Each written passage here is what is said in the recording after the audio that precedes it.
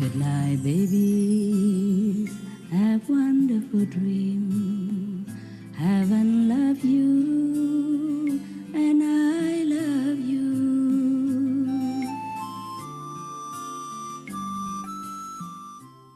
Okay, yeah, finally, there's good news I want to tell you.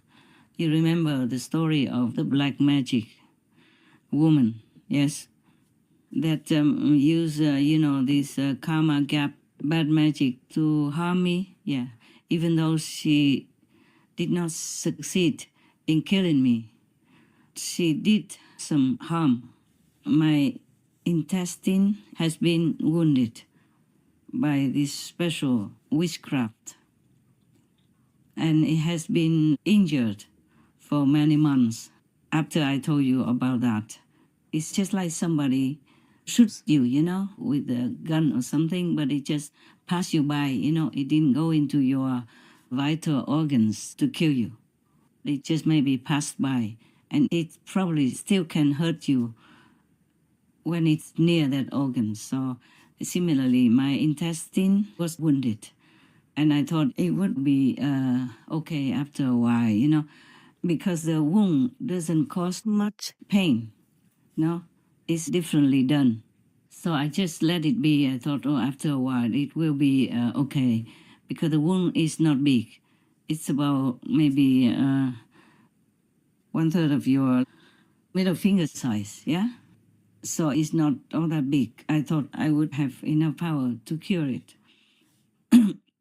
Because I'm also busy, I can't just sit there thinking of that little wound. So I kept doing all my other things. It's too busy, outside work, inside work, business, meditation, and all kinds of things that happen, every day of your life. Same with me, yeah? Even if I'm in retreat, things can still seep in if the world karma is too heavily laden at one time or another. It's always kept me busy. So I even forgot all about the wound, the injury, until some months later, maybe about 4 months ago, it began to trouble me. But I also forgot all about the karma gap, bad magic. I thought it's just world karma as a whole, because every time I asked something, they always told me it's a world karma. So I just took it for granted like that. I didn't even ask anymore, because I'm also very busy, that, very busy. Every minute, every second of my life nowadays is quite busy like that. So I forgot also about the wound in my intestine, and it was becoming more and more troublesome. It caused trouble for the stomach. Only in recent days, then I was told, well, thankfully, that the intestine has a wound, and the wound feeds the stomach with discharge. That's why the stomach had a problem. But I didn't think much, because it's just some pain and a lot of bubbling. But I didn't feel too much dragged down. I didn't feel like unhealthy or sick or anything. I was still doing all my work until recently, when I was told like that. So then I knew what to do. I remembered that, and it has become better now. Thank you to God's grace and all the protecting power. And I asked that source of information, why didn't you tell me earlier? Then I could have been more comfortable, and the wound wouldn't have had to be there all this time. What if the wound had broken my intestine, and then I would have had to go to the hospital? I can't do it now. I'm in retreat. So I was told, it was a work karma that not allowed to. I say, again and again. All right. And I even know some home remedies to take care of stomach problem and injury, but I didn't even remember that until recently, when I was told that I have a wound in there and the stomach has been fed with the discharge. The intestines injury fits into the stomach, what is called discharge. That is their exact word. Because I didn't think about that. I didn't know about that. I didn't know that the wound in the intestine could fit discharge into the stomach. and my stomach problems. All kinds of things happen, difficult digestion, bloating, heavy stomach that you could feel like somebody put some stones in your stomach and you have to walk around with it. And even when I knew all that, I did not ask for help. I was just too busy to think. And it's not because of busy things, but it's the karma that forces you to behave like that you don't understand. That you will forget. Even though you can heal yourself, you forget. Even if you have a healing medicine, you would forget. So karma is a terrible thing. That's what I want to tell you through this story. And I even asked God if I'm allowed to tell you. Because some suffering, some pain, or some sorrow, I'm not always allowed to tell you or anyone, okay?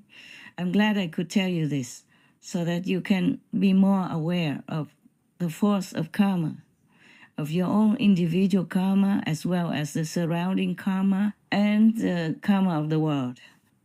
Sometimes I take people with me, like some attendant, and normally he behaves very well until we stay somewhere together with some other disciples even, and she becomes different, completely different.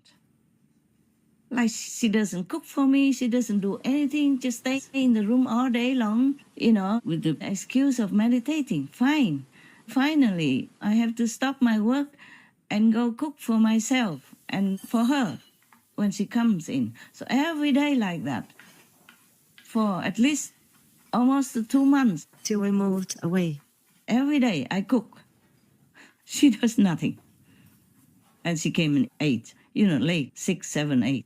Then I had to remind her to be well, to be warm and all that stuff. I don't mind. It's just I thought that it was the work karma that made her do that way. But later, heaven told me it's not. I said, then why does she behave like that? And they told me that, what's the word they say to me? I just want to quote exactly, but sometimes I forget. It was long ago. It's past already, I don't remember. Okay, I forgot the exact word, but the meaning is that the person next to me in the next room who followed me, and was supposed to help me, didn't do it because she was infected by the karma of the other two, whose house I paid rent to stay in. So karma is a scary thing. And now you understand why many yogis, many spiritual practitioners went away to far away places, Himalayan peaks or end of the Himalayan mountains where nobody ever can come up, like Gamok in the Himalayas, where it's snow all year round. And even in summer, the snow is so thick, nobody can go up.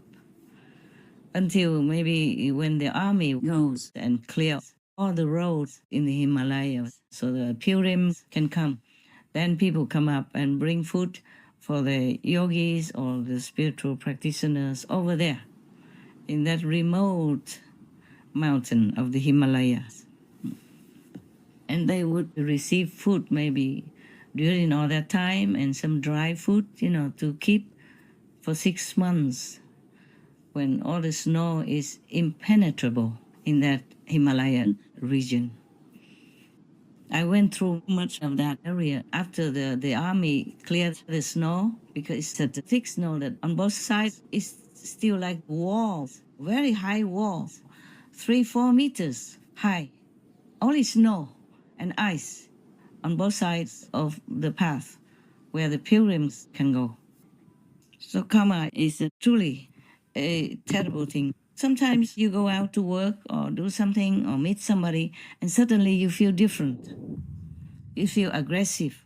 You feel uncomfortable. You feel sick or you vomit. You get a headache. Anything like that is not always because of your karma, but because you are infected by the karma next to you. Or even some disciples, when they watch TV outside the TV, then they get headaches all the time, anytime.